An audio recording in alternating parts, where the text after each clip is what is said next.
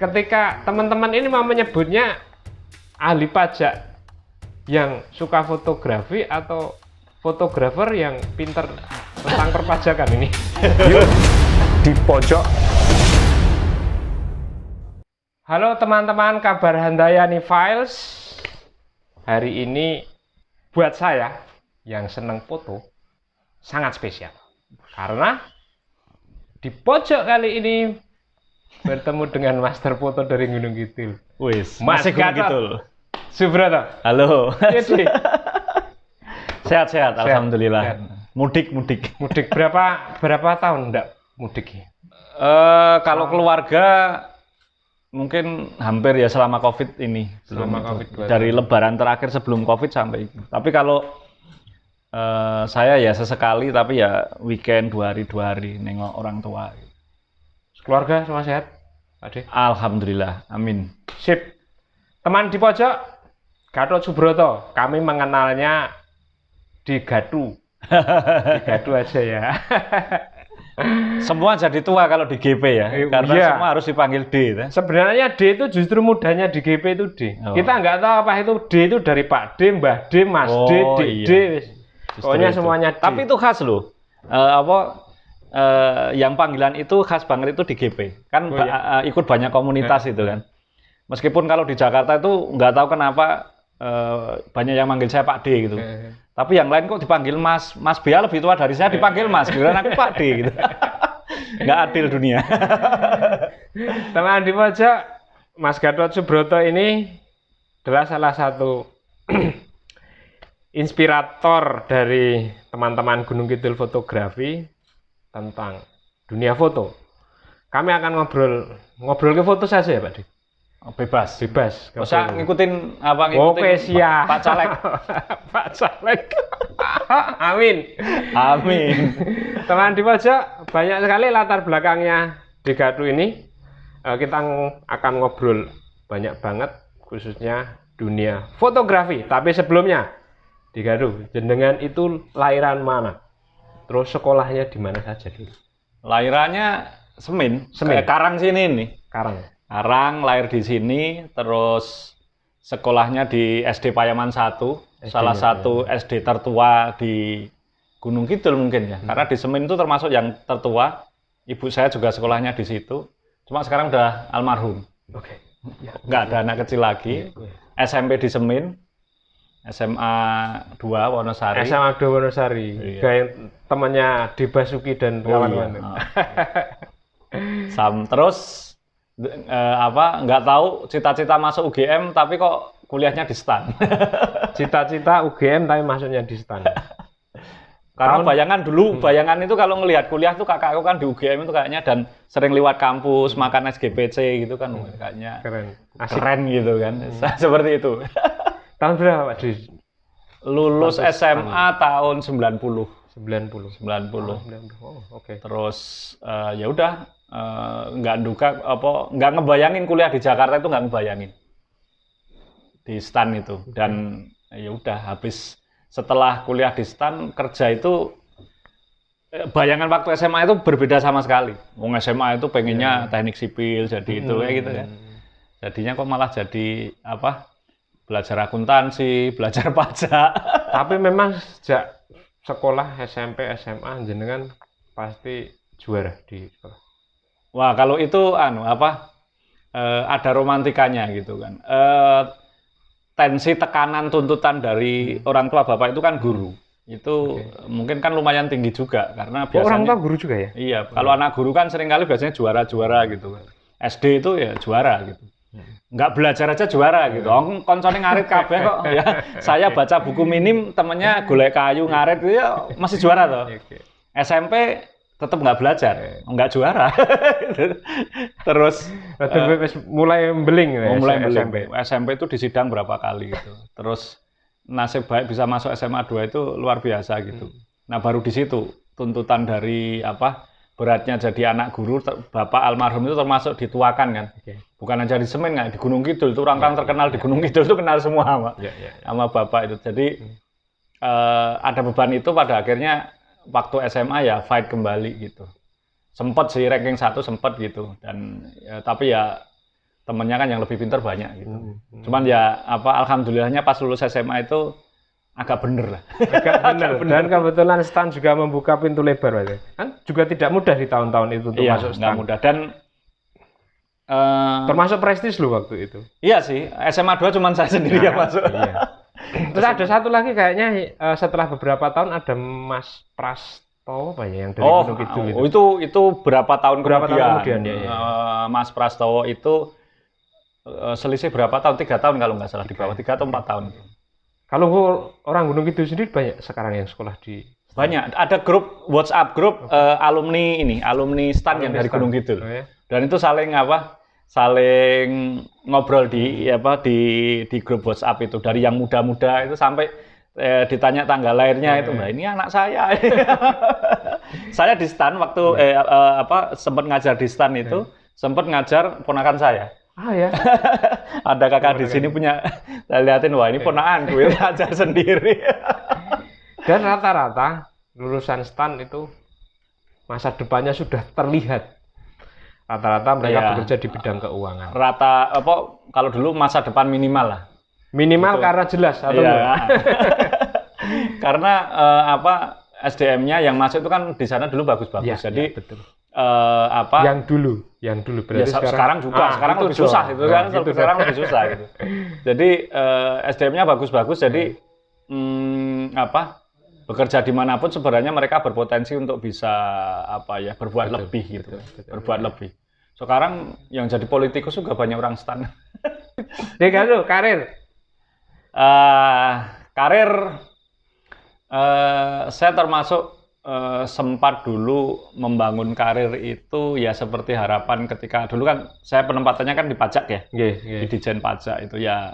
Di Ditjen Pajak itu biasanya dulu memikirnya ketika lulus itu bagaimana saya bisa kuliah kembali, kan D3, bisa masuk S1 nanti penyesuaian ijazah, S2 dan selanjutnya pokoknya cepet jadi eselon gitu kan. Dan di angkatan saya itu saya termasuk yang relatif cepat masuk eselon 4-nya itu termasuk yang generasi pertama gitu. Cuma pas pada saat itu kan sudah mulai hobi motret kan mulai membuat gila gitu. Kalau hobi motret saya melihatnya bahkan sejak SMA. Tapi nanti dulu untuk yang foto. Karir dulu dong. Iya. Tapi begitu apa yang saya rencanakan itu kok semuanya mulus-mulus saja, terus mulai berpikir sih sebenarnya waktu itu. Akhirnya saya waktu dulu di KPP Sidoarjo sudah eselon 4, mungkin sebentar lagi bisa eselon 3 gitu kali ya. Cuman saya berpikir. Tapi karir pertama dulu emang di Sidoarjo? Wah, di Jakarta terus. Di Jakarta, oke. Keluar Jakarta itu karena promosi. Oke, Solo promosi eselon 4, geser Sidoarjo. Cuma sempat ke Bali, di Bali juga ya? Oh, di Bali itu sudah setelah di pajak. Jadi waktu dari pajak itu saya mikir, masa saya mau pensiun jadi pegawai pajak terus? Masa hidup sekali kok jadi satu kantor terus satu instansi terus warnanya di mana lah? Aku orangnya suka iseng Pak dan bosenan gitu loh. Akhirnya kalau ngajar asik ya. Nah, saya daftar jadi pengajar di dan memang Keuangan. Punya gen guru ya. Iya, dari bapak. Gitu. Akhirnya saya jadi pengajar. Saya ngajar di Pusdiklat Pajak. Tapi tetap di dunia perpajakan. Iya, dulu tapi di diklatnya kan. Ngajar-ngajar pajak sama pegawai-pegawai baru. Jadi teman jadi banyak. Terus pindah ke Bali 2016 itu ya sama kan di kantor diklat juga kan. Cuman yang wilayahnya di Bali Nusa Tenggara gitu kan di sana. Nah, karena sambil dulu kan masih hubungannya sama pajak lah. Nah, pas Kementerian Keuangan kan Pusdiklatnya bukan hanya pajak saja, ada anggaran, bea cukai, terus apalagi itu KNPK ya, kekayaan itu. Sama ada yang umum, yang namanya Pusdiklat Keuangan Umum. Nah, di situ itu butuh ilmu-ilmu yang tidak tercover di Pusdiklat yang mainstream tadi, pajak, bea cukai. Banyak hal-hal yang baru itu. Termasuk kebutuhan yang sekarang itu kan multimedia, desain grafis, sosial media, kehumasan. Yang nggak ada di mainstream itu diadakan di situ semua. Nah, saya dipanggil lagi ke Jakarta, dimasukin ke situ. Jadi saya sekarang malah ngajarnya justru fotografi, videografi. Tapi ini tidak langsung memberi inspirasi pada anak muda saat ini. Ya. Ketika sekolah di stand misalnya itu tidak harus menjadi orang pajak gitu loh. Iya. Bahkan bisa mengisi ruang-ruang seperti yang jenengan sampaikan. Jadi justru saya sekarang itu bekerja di Kementerian Keuangan dengan ilmu yang saya dapat sendiri, bukan didapat dari kampus dulu gitu. Tapi memang kesukaan saya belajar fotografi, motret itu memang waktu dari SMA dan mulai istilahnya mulai serius itu ketika di kampus juga. Jadi sebenarnya ya enggak juga, saya artinya perkenalan saya dengan fotografi itu tetap ada unsur negara juga di situ. Betul. Karena kan ada majalah kampus, karena masuk stand saya bisa di situ kan gitu seperti itu. Dekado. Kalau sesuai dengan pengalaman jenengan di dunia perpajakan, sedikit saja beri masukan. Apa yang jenengan lihat dari DIY dan Gunung Kidul tentang perpajakan? Kalau kita ngomong DIY Gunung Kidul mungkin konteksnya lebih pas ke pajak daerah ya. Kan pajak itu ada pajak pusat, ada pajak daerah. Pajak pusat itu kan pajak penghasilan, PPN gitu. Tapi itu nanti masuknya ke APBN, sebagian akan dikirim ke daerah berupa dana alokasi khusus, dana alokasi umum. Artinya ke daerah juga. Tapi daerah sendiri itu mempunyai bagian jenis pajak yang bisa dihimpun sendiri, yang nanti akan menjadi PAD pendapatan asli daerah itu, yang namanya pajak daerah ya, pajak hotel, pajak restoran, kemudian pajak galianse kayak gitu. Itu sumber-sumber pajak yang yang ada di daerah tingkat 2. Kalau pajak kendaraan bermotor itu kan provinsi. Nah di situ menurut saya sampai sekarang bukan hanya Gunung Kidul DIY itu, seluruh Indonesia itu masih belum semodern yang di pusat. Dalam artian sebenarnya masih bisa bukan masih bisa, memang seharusnya bisa dibuat lebih rapi lagi dan maksimal lagi. Dimaksimalkan lagi. Ini bukan hanya untuk membuat penerimaan pajak lebih tinggi, tapi melaksanakan undang-undang gitu. Iya kan? Nggak tahu, tapi saya yakin di Gunung Kidul juga misalkan pajak daerah itu ya orang bayar, ya selesai di situ. Padahal orang kan self assessment ya. Self assessment itu pajak saya berapa itu saya hitung sendiri, saya setor sendiri. Nah, apakah setorannya itu benar, hitung-hitungnya benar itu kan biasanya harus dicek, diperiksa. Nah, pemeriksaan pajak itu di daerah itu rata-rata sekarang pemerintah daerah itu dinas pendapatan daerahnya namanya beda-beda itu belum mempunyai kelengkapan di situ. Pemeriksa pajak, jurusita pajak kalau ada yang nunggak pajak gitu. Itu belum ada gitu. Artinya law enforcement-nya masih lemah gitu. Nah, ini butuh penanganan menurut saya. Bukan hanya law enforcement saja tapi juga kehumasannya bagaimana kita bisa memberitahu kepada masyarakat wajib pajak kayak gitu bahwa ada loh pajak itu dan sebaiknya seperti ini. Karena itu kalau nggak dilaksanakan perintah undang-undang itu nanti kasihan pemerintah sendiri. Pemerintah kan sekarang kesulitan deh mencari mencari pendapatan ya. Konteks COVID aja saat ini kan orang banyak teriak gitu kan.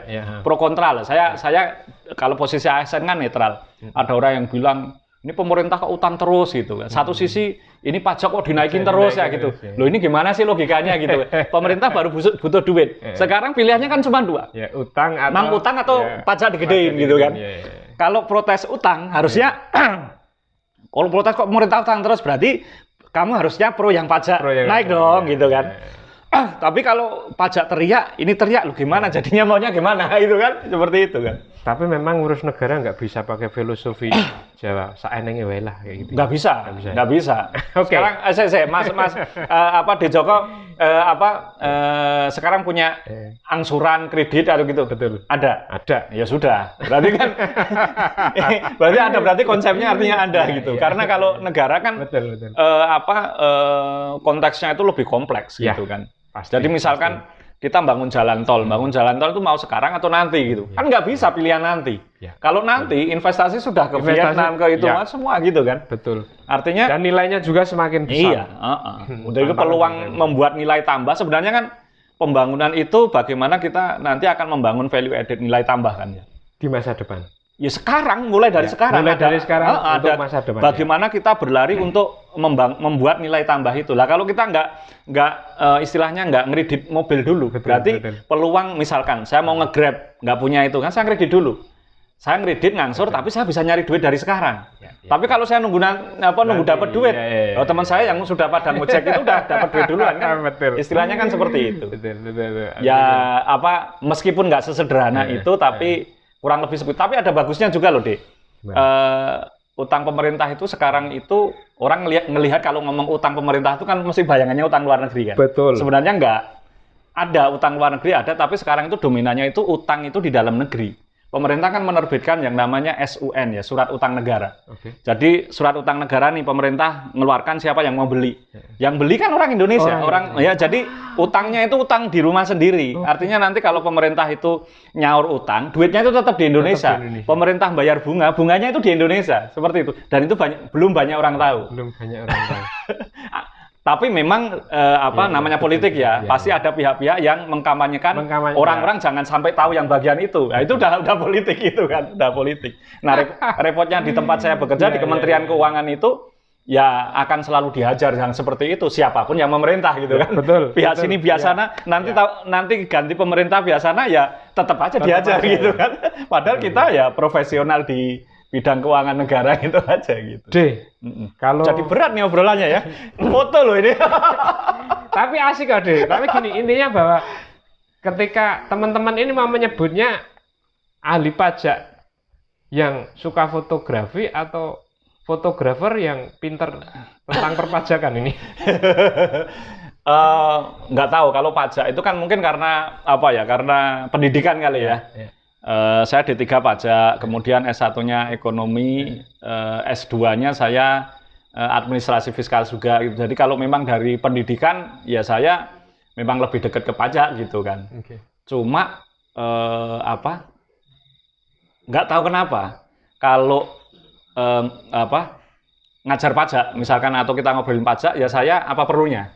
Tapi kalau ngobrolin foto bisa sampai besok pagi. Ini yang berat. Makanya saya agak memperpanjang perpajakannya biar tidak sampai pagi. Pinter. Jadi host emang gitu ya. Jadi host itu harus pinter ngeles. Ada nggak hubungannya atau yang membuat Degadu itu merasa nyaman di perpajakan dengan hobi jenengan foto ini tadi? Padahal berat loh. Udah dihajar sana sini, jenengan harus keluar. Publik kadang teman-teman sendiri yang tidak paham tentang perpajakan akhirnya ketemu dengan jenengan ketika hunting atau apapun. Ya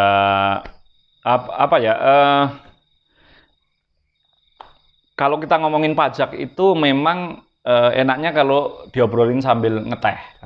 Kalau di sosial media agak repot gitu karena terus terang membangun komunikasi di sosial media itu sudah kontennya bagus, redaksinya bagus. Tapi nanti komen kan tetap ada orang yang pro kontra, apalagi sekarang ada zaman buzzer kan ya. Buzzer itu bukan hanya dari pihak sini, semuanya sekarang pakai buzzer gitu, tergantung misi masing-masing gitu.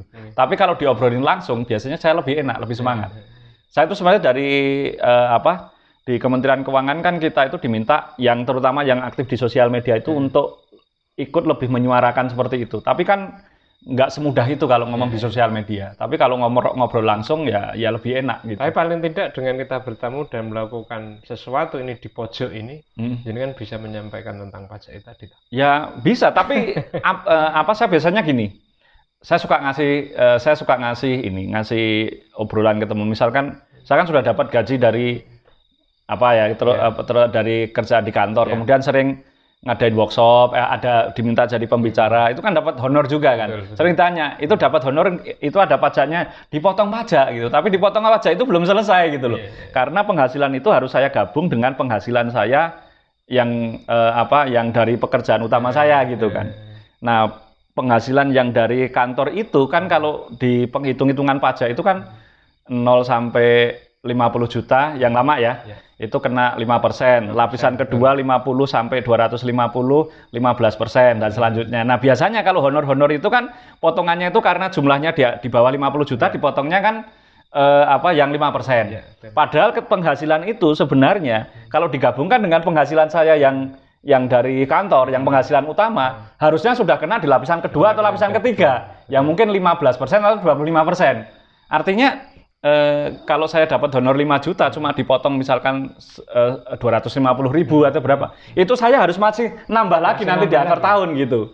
Jadi seringkali banyak workshop itu saya harus pinter-pinter menyisihkan duit untuk bayar di akhir tahun. Gede saya bilangin gitu. Terus akhirnya gimana? Kan itu kan ya saya bayar gitu. Kenapa bayar? Karena saya tahu pajak, saya dosen pajak dan saya tahu pajak, saya bayar. Kalau ditanya bayar pajak ikhlas enggak? Ya enggak ikhlas gitu. Orang seluruh dunia enggak ada yang ikhlas bayar pajak gitu kan. Saya bayar pajak itu karena tahu pajak gitu loh. Konsekuensinya ininya kayak gitu. Tapi kalau ngomong masalah ikhlasnya, enggak ada orang sedunia ini yang ikhlas bayar pajak. Artinya ingin membawa bahwa konteks pajak ini memang seperti itu gitu. Ya tahu negara butuh gitu. Pilihannya kan seperti itu kan gitu. Tapi tetap masih seneng dong ngasih workshop gratis ke teman-teman pecinta foto. Jadi gini, apa Todong dulu. Gini.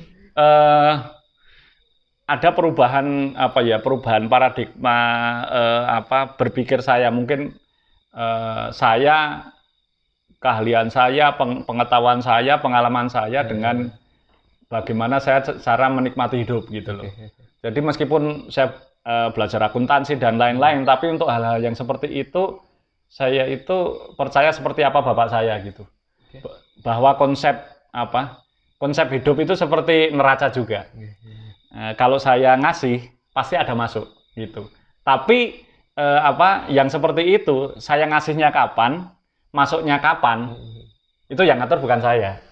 Kalau konsep saya seperti itu gitu. Jadi ketika ditanyain, diajak ngobrol kayak gitu, ya saya sampaikan aja. Ya niat saya menyampaikan karena saya punya itu.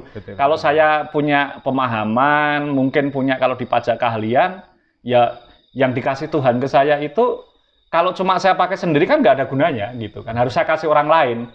Orang lain itu membayar alhamdulillah, nggak bayar pasti nanti kapan-kapan akan masuk lagi. Saya gitu aja gitu kan. Ilmu tinggi itu. Karena kalau banyak teman-teman bilang ya ada yang bilang bodoh dan lain-lain, tapi kalau itu dinikmati nikmat banget itu. Kalau saya bilang, dan saya sudah membuktikan berkali-kali hal-hal yang seperti itu yang ajaib dari Tuhan itu. Mungkin satu hal yang tapi ada hubungannya dengan fotografi juga itu yang ketika saya dari pajak dulu kan gajinya gede gitu. Ya lumayan lah gitu kan. Kemudian ketika saya memutuskan jadi pengajar, jadi Widya Iswara itu kan. Itu kan penggajiannya lebih rendah gitu. Saya minta izin istri saya. Ini nanti turun loh bulanannya gitu. Turun berapa ya gitu. Waktu itu mungkin ya sekitar 5 jutaan per bulan. Lumayan juga ya. Nah, makanya kalau mau jalan, ya udah kalau bapak seneng nggak apa-apa Bu, cocok saya bilang gitu. Ya sudah, karena tujuan saya memang aku itu kan nggak ini Pak Deyo, orang yang biasa-biasa saja dalam hal agama kan ya gitu, nggak punya sangu sama sekali mungkin ya, minim, bukan orang pesantren juga, Gunung Kidul ngerti dewe gitu kan. Tapi karena sering ngelihat bapak jadi guru itu dulu mikir itu suka gini, kalau saya kerja di pajak, kemudian saya bekerja dalam keadaan tertekan, marah, apapun misalkan, itu kan pekerjaan tetap selesai. Betul. Ya. Jadi saya ngerundel, saya ngedumel gitu, saya marah pun pekerjaan selesai. Tapi kalau ngajarkan enggak.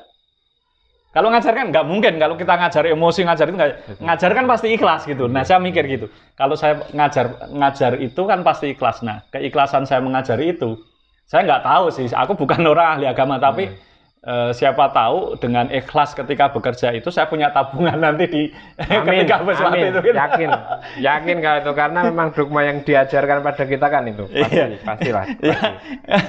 Ini nggak perlu nyari, saya nggak ngotot mencari ayatnya, nyari ini hadisnya, nyari cuma nyaman di hati, apalagi sih? Lah iya kan. Ini aku sudah dikasih loh. Aku bisa dapat beasiswa, aku dapat ilmu ini, dapat ini kan sebenarnya dari Tuhan juga kan. Betul. Nah, ketika sudah ada di saya, kenapa ketika di ini orang lain kok saya harus hitung-hitungan kan? Jadi aku kan gitu kan tadinya. Walaupun akhirnya tetap dihitung negara, enggak? Ya, walaupun akhirnya dihitung oleh negara. Ya. Itu nanti ceritanya lain lagi. Fotografi itu sekarang saking masifnya, untuk membuat foto yang